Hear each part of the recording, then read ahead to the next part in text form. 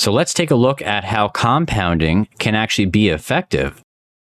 And the difference between, say, going about the first example that we spoke about, where you just set like a daily goal and you kind of go from there in terms of a dollar figure or a certain dollar figure risk every day and keeping that consistent, versus actually compounding, which is what I prefer to do because it's way more effective.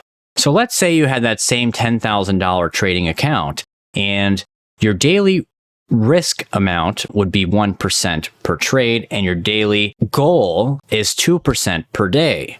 Let's see what kind of damage, or profit rather, that would present over time. So if you had, and I know this may look a little bit unreasonable, but the math does check out. So if you had a $10,000 trading account on June 20th of 2023 up until June 19th of 2024, yes, that's correct. You would end up with a total of $13.774 million within 1 year if you gain 2% every day. Now, of course, this relies on compounding, and we can actually check the math in a random spot just to ensure that this is correct. But now, of course, this does get harder as the account grows higher. You won't be able to take the same trades that you wanted to take with a smaller account. So e.g., let's say on day 100, your account balance was $72,446, right? So actually, we'll take this over here. We'll actually copy the first 3 days past day 100. We're going to go over to trading view very quickly. So just to put it into perspective, and you're trying to gain that 2% per day, and this is all your goal is. Of course, marketing in with a $67 stop loss when you're risking $724 on your trade is going to be quite challenging if it's a low volume time, but we'll get to that. So let's say day 100, we had $72,446.60, 446.6. And we want to risk 1%, which is this. We're going to round again. We're going to take the 47. So we'll go back, do this, we'll add a 7. All right, so that is the total risk on this trade. If we get stopped out, we're losing 1%, which is that figure. So now, what's 2% of a gain? Well, 2% of a gain would be this number times 2. So if we hit that goal, then we're walking away with $1,448.94. So if this happens, bang, bang, one take profit via limit, then we should get this number minus fees, of course. Minus fees on both the exit and the entry. And if we get taken out, then we lose this figure, which is 1% of the account balance. And this is the account balance at the time. So let's make sure the math works. So if this is the figure that we should earn, we're going to add that to the account balance at day 100, which is $72,446.60. And that should give us the account balance on day 101. So $73,895.54. Now we rounded. Of course, this program does not round like we have. But as you can see, day 101, the ending balance would have been this. So you're adding that figure between here. As you can see, all the numbers are the same. So this number to this number, you add to get this number. The balance on day 101 to the profit gain of the 2% gives you this number. That's the motion that we're going to be following. So on day 97, you had $68,268.05. You made 2%, which is this number, and you add these two figures together, which gives you this figure, right? So crisscross to the right.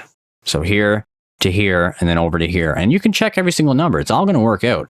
But as you can see, the lower you go or the higher up you get in terms of your year, once you get 3/4 of the way into your year or 300 days into that year, look what happens. The compounding effect becomes pretty crazy, right? Like you're earning 19K that day, you're earning 30,000 that day. So what does the actual position look like on day 254? Well, let's see. And this is why it gets a little bit trickier the higher up your balance grows, because you can't exactly take the same trades. At least you can via market, or you may not get filled entirely on that position that you wanted to take. So in this case here, we're playing on day 254. We'll take 1% of this figure, which is 15,291.30. We'll just take that the way it is. So if that's our risk amount on the trade on that one particular day, then hitting the 2% goal would give us this, which would then give us obviously the next compounding effect. But let's see what the position size would look like. Let's take the same 15,291, which is the risk amount, and we're going to divide it by the stop loss amount of this trade idea, which is $67.30. So what that's telling us is we have to go with 227.2109 Bitcoin long to even manage this. Kind of unrealistic, isn't it? Right? Just to get filled on that many Bitcoin at that one particular price point, unless volume is really, really high that in that moment of time, you're going to have a really hard time doing that. So obviously, the higher up you get in terms of your account balance, you may have to make modifications to your plan. Like e.g., every time you hit, say, $200,000, you bring it back down to $100,000. Or if you hit $500,000, you bring it back to $100,000 or $50,000, and you compound up again from there, and you play on the house's money. Once you double that account and you withdraw your initial balance, which is how I went about trading, I'm always playing on the house's money, right? You will play on the house's money, and you're not going to feel as stressed out about it, right? And it's very, very difficult to blow an account up. Even with a 50% win rate, it's very, very difficult to do so following these guidelines, because it only takes one decent trade to pull you back up, say 3 or 4%. You lose 3 trades in a row. Okay, you win your next 4% trade. Think about that. You're up 1% minus fees, which would probably be closer to break even, to be fair, but there's always a way to compound. And that's what we should be focusing on when it comes to trading. Everybody should be focusing on the compounding effect and doing the math properly, because this is what tells you, hey, this is my make or break point. I have no business moving my stop loss towards this direction. The only direction in a long position that I'm allowed to move my stop loss is actually into profit. That's a golden rule that I follow. I never make an adjustment back down in a long or back up in a short. It's only allowed to go where the profit is going. That's it.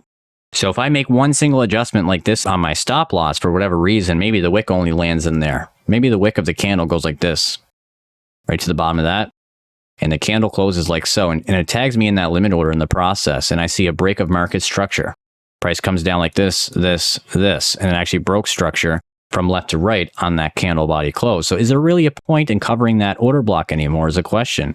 Is there a point in covering this guy? I would say no. Why should you, right? You have your invalidation. You just de-risk the trade automatically about 30 to 40%. So why risk it again?